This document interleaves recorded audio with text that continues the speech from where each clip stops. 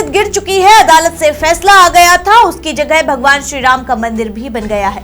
लेकिन देश में अभी भी कुछ मजहबी उन्मादी नेता मौजूद हैं जो मुसलमानों के इन जख्मों को भरने देना नहीं चाहते हैं, उन्हें भी कुरेदते रहते हैं और अपने वोट बैंक के लिए मुसलमानों की भावनाओं को भड़काने में उन्हें मजा आता है।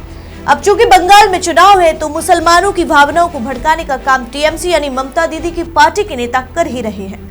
विधायक हुमायूं कबीर ने बंगाल में बाबरी मस्जिद बनाने का ऐलान कर दिया है।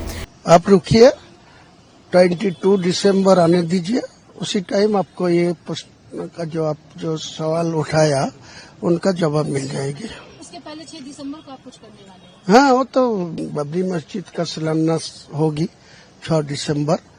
स्टेट का मेरा नेता सब लोग को संहति दिवस भी उद्यापन होगी। मैं वहाँ का बेलडंगा में एक बाबरी मस्जिद 3 साल के लिए काम चलेगी, इसीलिए उनका भित्ति स्थापन होगी। जाहिर है ये मुसलमानों को बरगलाने और हिंदुओं को चिढ़ाने का काम है, लेकिन अब हुमायूं कबीर के इस फैसले पर सियासत शुरू हो चुकी है। बड़ा सवाल यह है कि क्या ये ममता की मंजूरी से हो रही है, और अगर हाँ तो ममता क्या देश में हिंदू मुसलमानों के बीच फिर बाबरी के नाम पर दंगों की प्लानिंग कर रही है?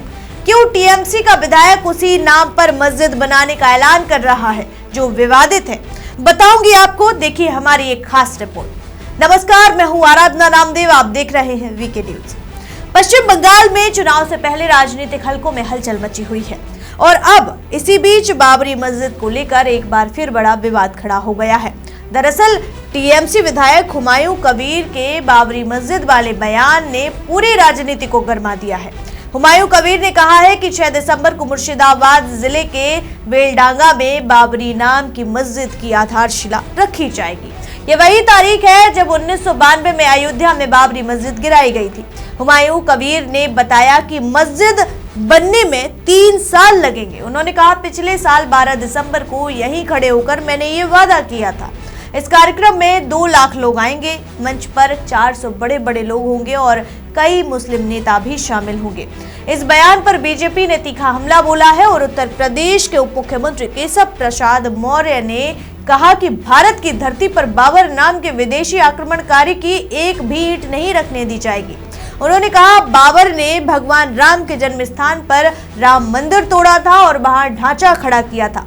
6 दिसंबर 1992 को राम भक्त कार सेवकों ने उसे गिरा दिया और केशव मौर्य ने टीएमसी, कांग्रेस, सपा और राजद पर निशाना साधा है। बोले कि ये सब हिंदू विरोधी और भगवान राम के विरोधी दल है, ये घुसपैठियों के संरक्षक हैं। पूरे देश में घुसपैठियों के खिलाफ अभियान चल रहा है। एक भी घुसपैठिया भारत में नहीं रहेगा, इन्हें चुन चुन कर बाहर निकाला जाएगा। गृह मंत्री अमित शाह ने इसका ऐलान कर दिया है। केशव प्रसाद मौर्य ने यह भी कहा कि बाबर के नाम पर राजनीति करने वालों को पश्चिम बंगाल की जनता 2026 के चुनाव में जवाब देगी। देखिए, भारत की धरती पर विदेशी आक्रमणकारी के नाम पर एक भी ईंट कहीं भी नहीं रखने दी जाएगी। और जो इस प्रकार की बात कर रहे हैं घुसपैठियों के सब संरक्षक हैं और घुसपैठियों के खिलाफ पूरे देश में अभियान चल रहा है कि एक भी घुसपैठी भारत में नहीं रहने दिया जाएगा और उनको चुन चुन करके, उनको खोज खोज करके भारत के बाहर निकाला जाएगा। ये कल देश के माननीय गृह मंत्री श्री अमित शाह जी ने ऐलान भी कर दिया है और पूरा देश इसके लिए तैयार भी है।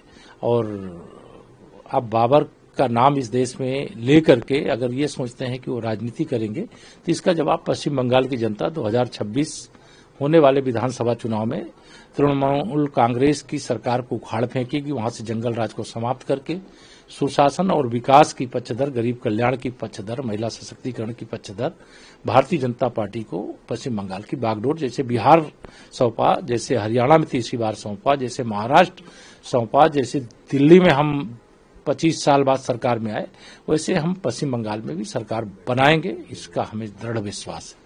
टीएमसी 6 दिसंबर को नींव रखने की बात करती है तो दूसरी तरफ 14 दिसंबर को कांग्रेस दिल्ली गांधी मैदान में रामलीला मैदान में वोट चोरी की रैली निकालने की बात करी उन्होंने। देखिए, कांग्रेस का मानसिक, उसके नेता श्री राहुल गांधी का मानसिक संतुलन बिगड़ा हुआ है। वोट चोरी की यात्रा उन्होंने निकाला बिहार के अंदर, एसआईआर का मुद्दा बनाने की कोशिश किया, बिहार ने उसे नकार दिया और कांग्रेस को 6 सीट पे ला करके रोक दिया। जो कांग्रेस कभी बिहार की सरकार बनाती थी और ऐतिहासिक अंतर से जीत दर्ज करती थी।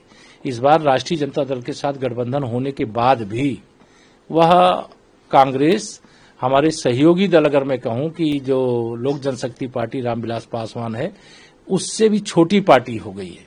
तो कांग्रेस अगर वोट चोरी को मुद्दा बनाएगी, जो मुद्दा है ही नहीं देशवासियों की नजर में, किसी प्रदेश के नजर में, तो कांग्रेस आत्महत्या कर रही है राजनीतिक रूप से और कांग्रेस अपने अंत की ओर जाना चाहती है। एक आखिरी सवाल है, हालांकि यूपी बिहार से अलग हटके है, कर्नाटक में कांग्रेस की सरकार पर संकट है। उप मुख्यमंत्री कुछ कह रहे हैं, मुख्यमंत्री कुछ कह रहे हैं। इसके पीछे कांग्रेस का कहना यह है कि बीजेपी हमारी सरकार को डिसमेंटल कर रही है।